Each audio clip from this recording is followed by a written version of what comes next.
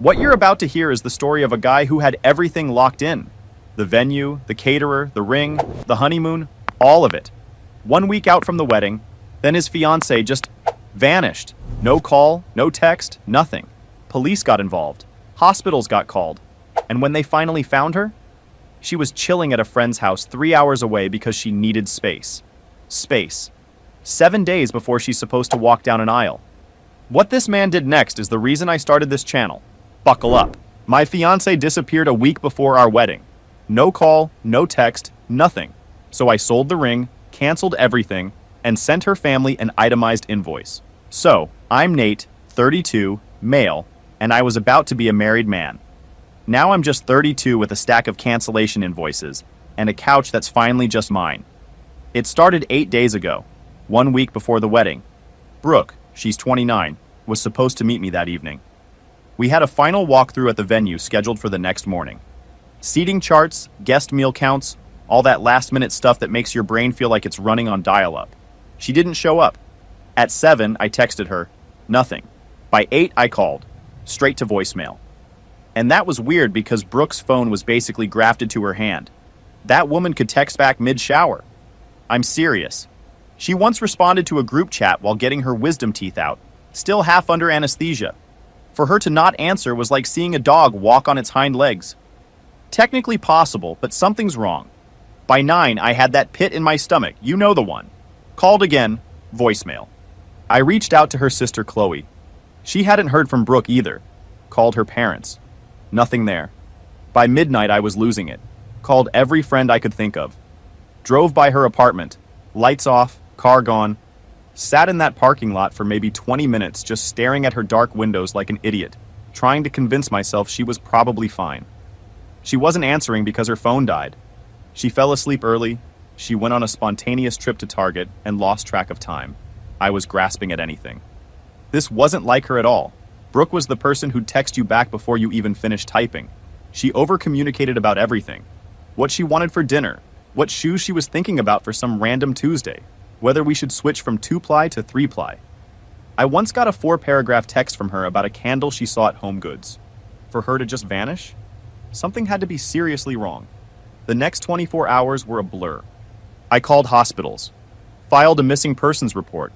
That part felt unreal. Standing at a police station giving them a photo of the woman I was supposed to marry in 6 days. Her family was falling apart. Her dad Richard kept calling me every couple hours asking if I'd heard anything. I was stuck somewhere between being terrified that something awful happened to her and this creeping feeling growing in the back of my head that maybe it was something else entirely. Something personal. Day 3. The police found her. She was fine, completely fine. Staying with an old college friend named Dana about 3 hours away. The relief lasted maybe 4 seconds before it got replaced by this cold, sharp sting. She was safe. But she hadn't told me. Hadn't told anyone. Not her parents, not Chloe, nobody. The police said she refused to talk to me and gave no explanation for the disappearing act. Just that she needed space. Space. A week before our wedding. My brain just went blank. Whatever fear and heartbreak I'd been carrying for 3 days hardened into something else. Something quiet and frigid and final. No message. No call. No email. After 5 years together, after building a life, after we spent 2 full weekends arguing about table centerpieces that nobody was going to even remember. Nothing. 5 years. I knew what brand of shampoo made her scalp itch. She knew I couldn't sleep without the fan on even in December. I knew she couldn't eat sushi without getting a stomachache, but ordered it anyway every single time because she liked the idea of being a sushi person. She knew I secretly watched cooking competition shows when she wasn't home. We'd survived a long-distance year when she was finishing her degree up north. 12 months of video calls and weekend drives that destroyed my gas budget. Survived her grandmother's funeral when I held her hand for 3 hours straight in the hospital waiting room. Survived that awful period when her company did layoffs and she didn't know if she'd have a job the next week. I brought her soup and sat with her on the couch every night for 2 weeks while she stress ate crackers and refreshed her email. We survived all of that, and this is how it ends. With voicemail and a police welfare check. So I started making calls. Different kind of calls this time. The venue, $1,500 deposit, gone. The caterer, another $3,500, lost. The photographer was real kind about it, said she was sorry to hear what happened, but the $2,000 deposit was non-refundable. Policy. I said I understood because what else are you going to say to someone who's just doing their job?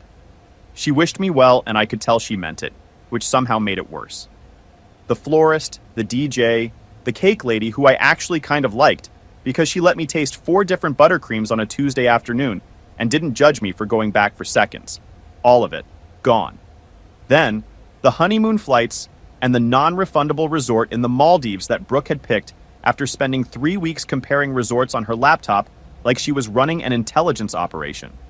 Each call felt like dismantling something piece by piece with my bare hands. The financial toll from deposits I'd personally paid or was on the hook for landed at about $15,000. Her parents had paid for her dress separately and were supposed to cover most of the flower costs directly with the florist later.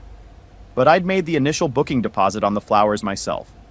Then came the hard calls, family and friends. The wedding's off. The silence on the other end before the shock hit. Questions I couldn't answer. The embarrassment of being the guy whose fiancée just disappeared on him. My mom broke down on the phone, cried for probably 10 minutes while I just stood in my kitchen holding a cold cup of coffee. My dad kept saying, "Son, what happened?" I wished I had something to tell him. My buddy Grant said he'd come over, but I told him I needed to be alone. Ate a bowl of cereal at like 2 in the afternoon, sitting on the kitchen floor, because the table still had wedding RSVPs stacked on it, and I couldn't look at them. Then the ring. A 1.5 carat cushion cut, vintage style. Her dream ring. She'd shown me a picture of her grandmother's ring once, casually, like she wasn't dropping the biggest hint in human history. I spent weeks finding a jeweler who could do a similar design. Went to 4 different shops before I found the right one. Cost me $13,000. I remember the day I picked it up. My hands were shaking, and I was grinning like an idiot in the jewelry store parking lot. Sat in my car for 10 minutes just opening the box and closing it. That ring represented everything I thought we were building. Taking it back to a jeweler to sell felt like the opposite of that day in every possible way. Different jeweler, a guy my dad recommended who specializes in estate and pre-owned pieces. He was professional about it, didn't ask questions. Looked at the ring through his loupe, typed some numbers and gave me a figure. $7,800. Less than I wanted, more than I feared. I signed the paperwork in about 30 seconds. That money went straight into my account. A small cushion against the $15,000 I'd already eaten. Didn't come close to making me whole, but it was something. Better in my account than sitting in a drawer reminding me of a promise somebody else broke. I gathered everything of hers from my apartment. Pictures, clothes, that goofy stuffed bear from a county fair we went to 2 summers ago. She won it at one of those rigged basketball games and acted like she'd won the Super Bowl. Boxed it all up, labeled each box, stacked them by the door. 5 days since I found out she was safe. Still no word from her. She ghosted her own wedding. Ghosted me. The anger sat heavy, but honestly, mostly I just felt clear, like the fog burned off, and I could finally see the road in front of me. How do you recover from this? You don't. Not really.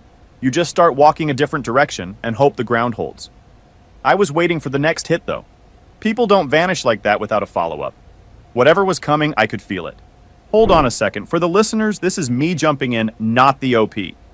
She didn't have a medical emergency. She wasn't kidnapped. She was 3 hours away eating snacks at her college buddy's apartment while her fiancé was calling hospitals at 2 in the morning.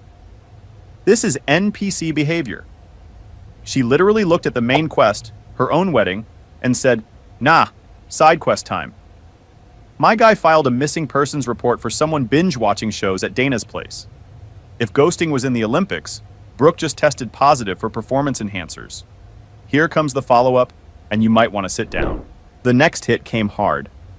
Last Tuesday, I'm a project manager at an architectural firm, which means my days are already full of people telling me things are urgent when they're not.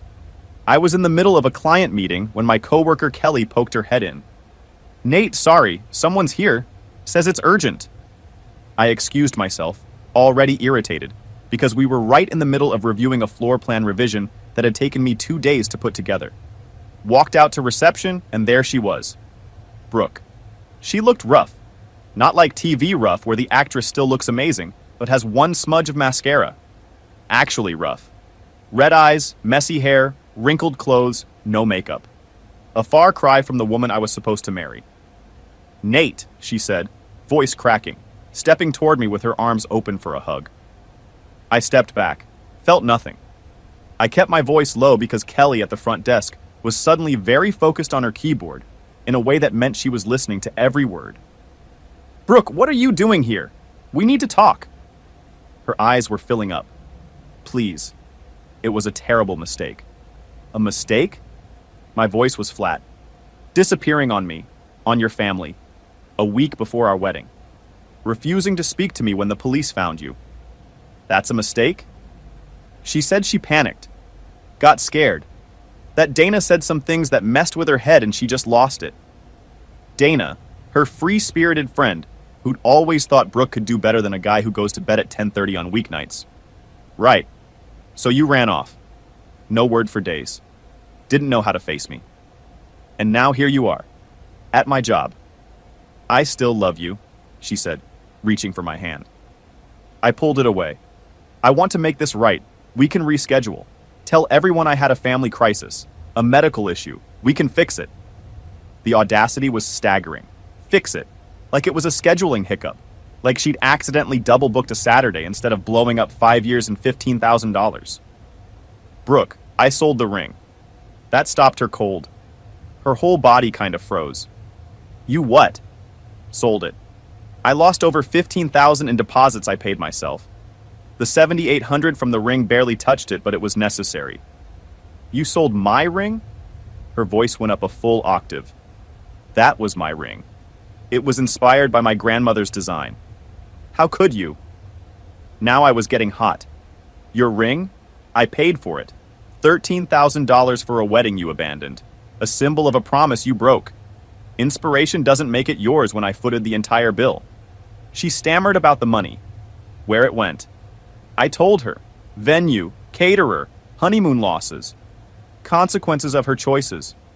And I was still thousands out of pocket. She stared at me like I'd suddenly started speaking Mandarin. "You have to give me that money. It's partly mine." We were getting married. Were. Past tense. "No, I don't owe you anything except protecting myself from more damage." My boss, Mr. Calloway, no-nonsense guy, fair, the type who says exactly 4 words when one would do, appeared in the hallway, drawn by her raised voice. He looked at Brooke, then at me, eyebrow up. "Everything okay, Nate?" "Personal matter, Mr. Calloway. Being handled." I gave Brooke a look that said, "Leave. Now." She turned to him instead. "He sold my engagement ring. Canceled our wedding without even discussing it with me." She definitely said this. To my boss, like he was customer service. Mr. Calloway looked like he wanted to teleport to a different building. "Ma'am, this is a workplace," I cut in. "Brooke, this is inappropriate. You need to leave." She kept going. "But our families, the deposits my parents paid, your parents paid for your dress, which I assume you still have. They were supposed to pay the florist's remaining balance directly, but they never did.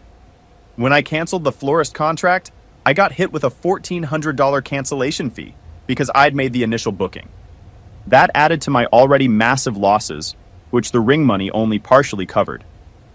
I have receipts for every single dollar. You can take it up with your parents." Tears streaming down her face. "You're so heartless. Cold.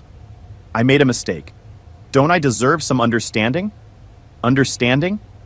My voice dropped to ice. I used all my understanding up at 2 in the morning, calling hospitals, filing police reports, driving past your dark apartment, wondering if you were alive. You want understanding? Start with a real apology, not blaming your friend. And do not come to my job demanding money from a ring you walked away from.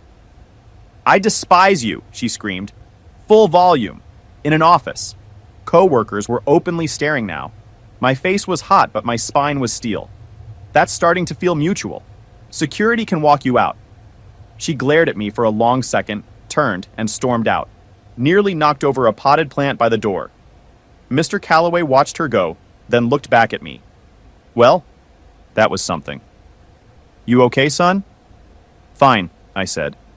But my hands were shaking. Not from fear. From her nerve. She didn't come for forgiveness. She came for a reset button. with me paying the restocking fee. Yo, time out. She showed up at his job, middle of a client meeting, and demanded money from a ring she didn't pay for a wedding she ghosted. That's like walking out of a restaurant without paying, then coming back to complain the waiter was rude. Princess Direct Deposit over here really thought she could cry her way into $7,800. And she told his boss? This has big, I want to speak to the manager energy, except the manager also thinks you're wrong. I love that Nate didn't raise his voice once. This dude responded like an accountant who moonlights as a hitman. Cold, precise. Zero wasted words. Buckle up.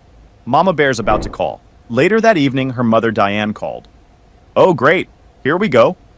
Diane, always obsessed with how things look to other people. Polite on the surface, critical underneath. The kind of woman who'd compliment your shirt and somehow make you feel like you should burn it.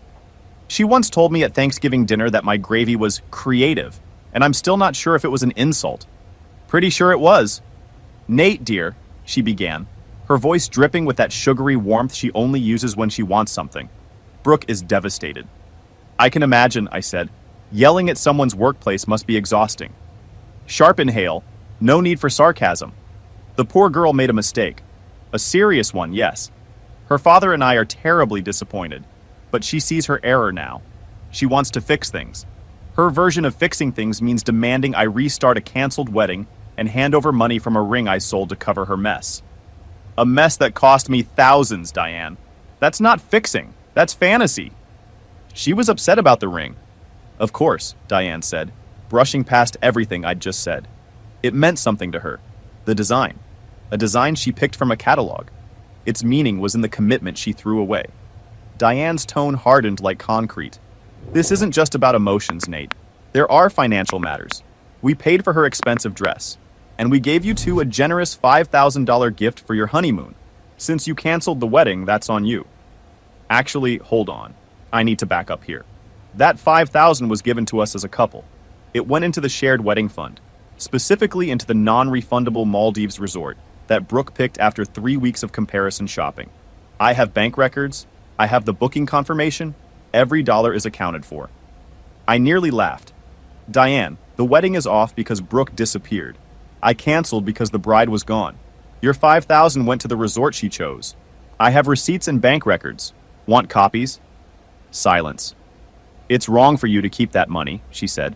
What's wrong is your daughter vanishing without a word and leaving me with the financial wreckage. That $5,000 covered part of the lost honeymoon.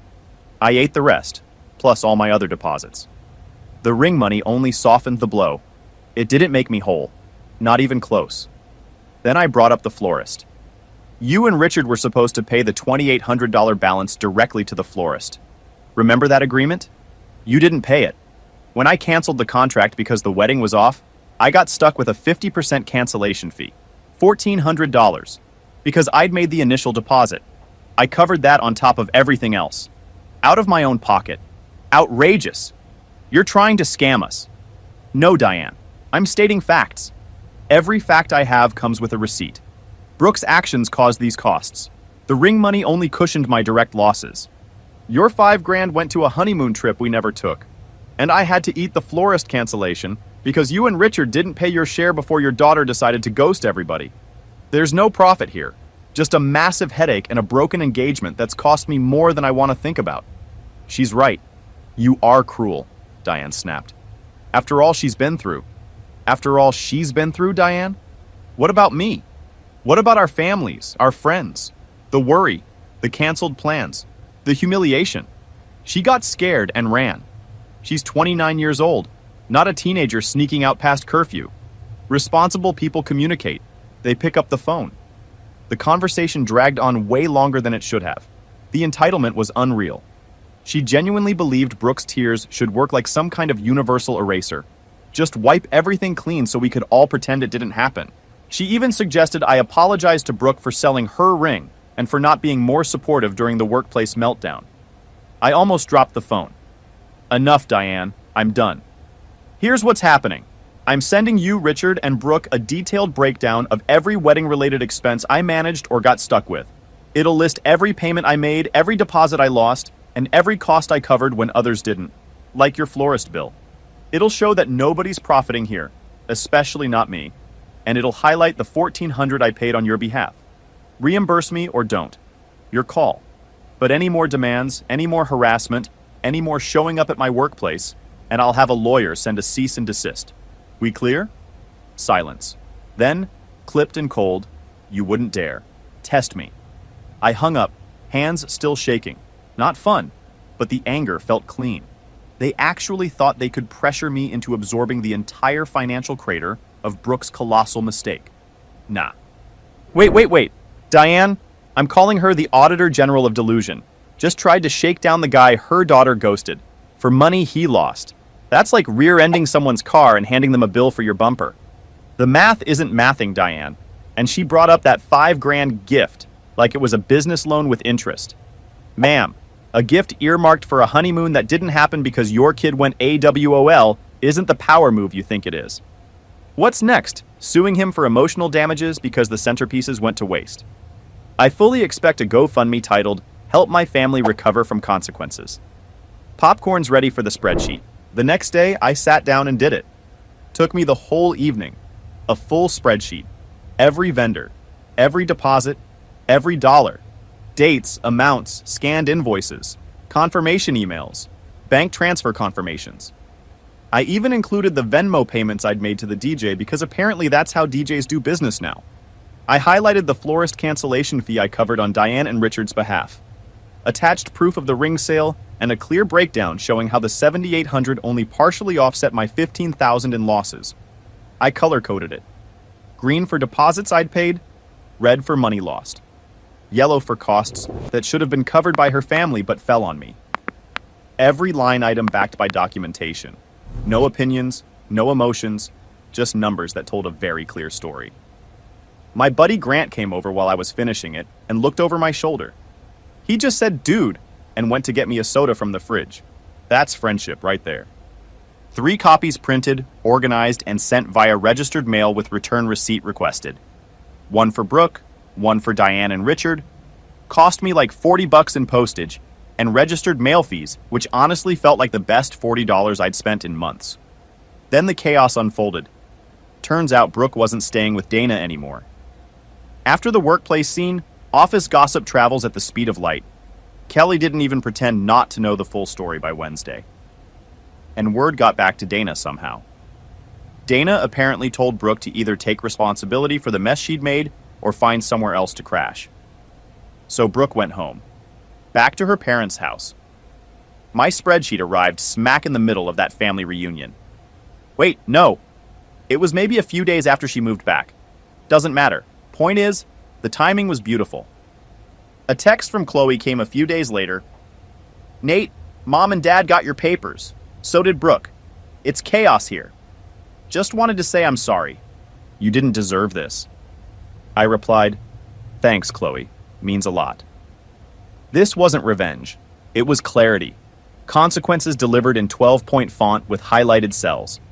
They wanted to twist the story and paint me as the villain. The cold, heartless guy who sold the ring. That spreadsheet was my truth, and it was backed by every receipt I had. I heard through mutual friends that Brooke tried telling people I got cold feet, that I was too controlling, that she had to escape. Bold strategy, honestly. But after her workplace meltdown, which several people witnessed, including Kelly, who is apparently now friends with half our social circle, the story didn't exactly add up.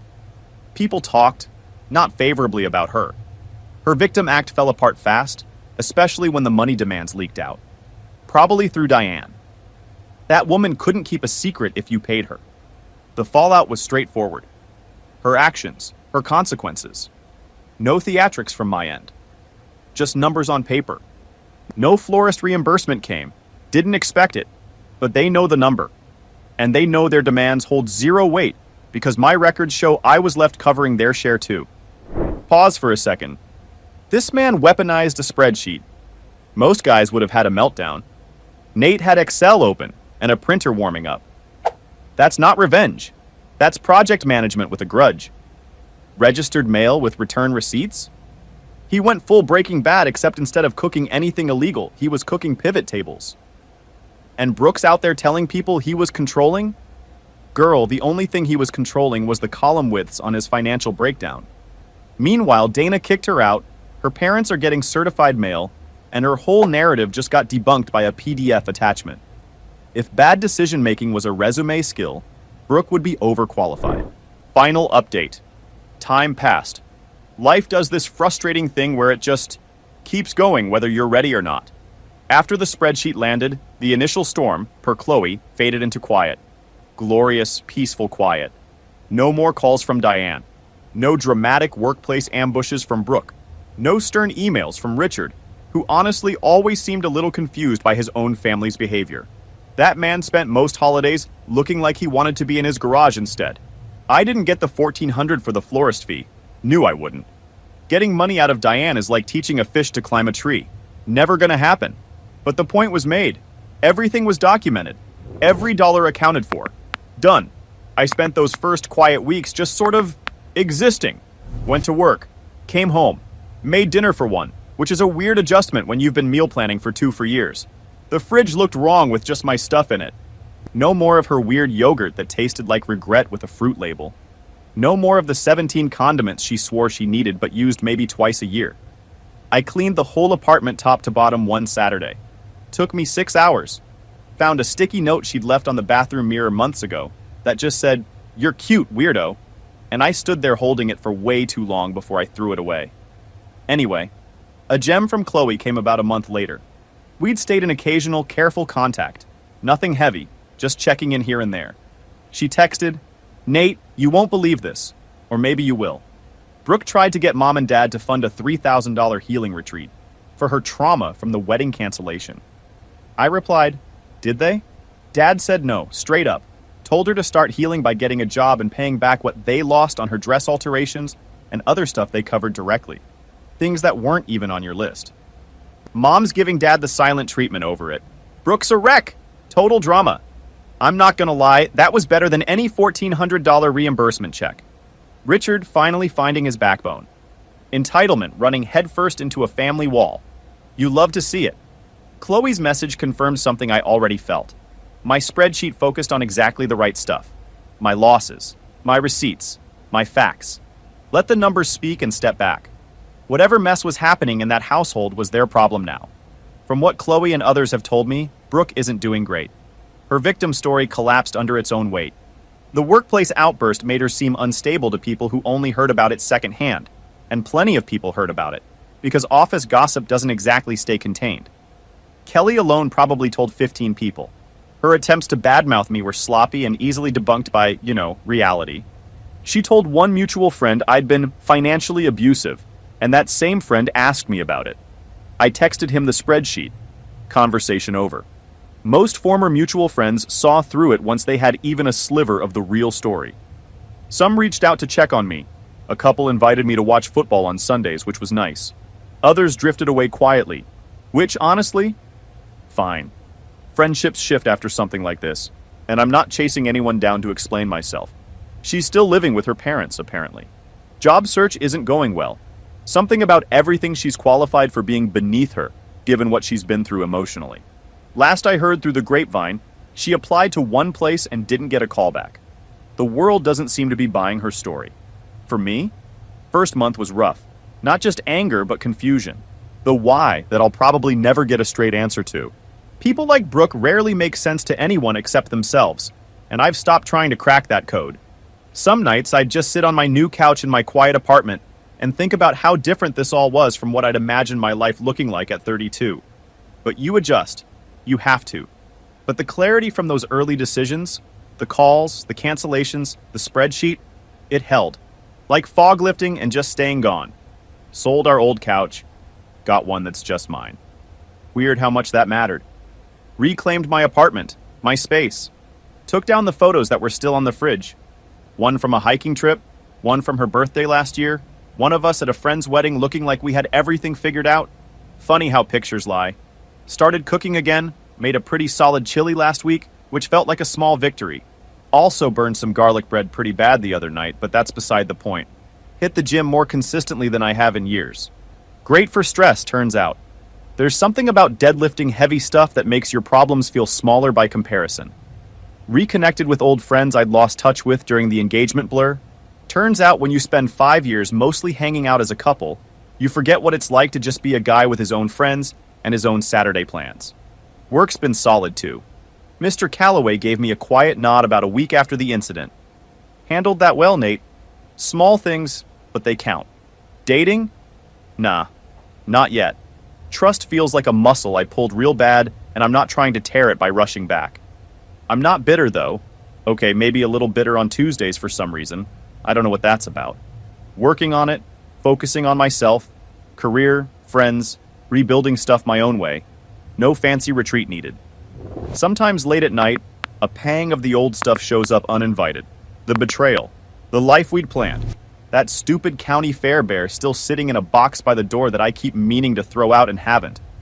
But it fades faster now. Replaced by this quiet, steady thing. Not loud triumph, just certainty.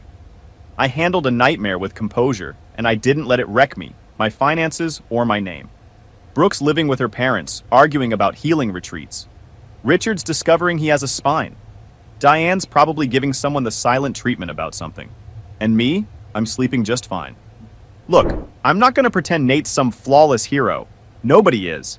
But when your fiancé vanishes a week before the wedding, gets found chilling at a friend's place, then shows up at your office screaming about ring money she never paid for, you don't argue. You don't beg. You open Excel and let the numbers talk. That's not cold. That's a guy who decided his piece was worth more than her drama. Drop your thoughts in the comments. What would you have done? Would you have sold the ring that fast or waited? And if you're not subscribed yet, hit that button. More stories coming, and they only get wilder.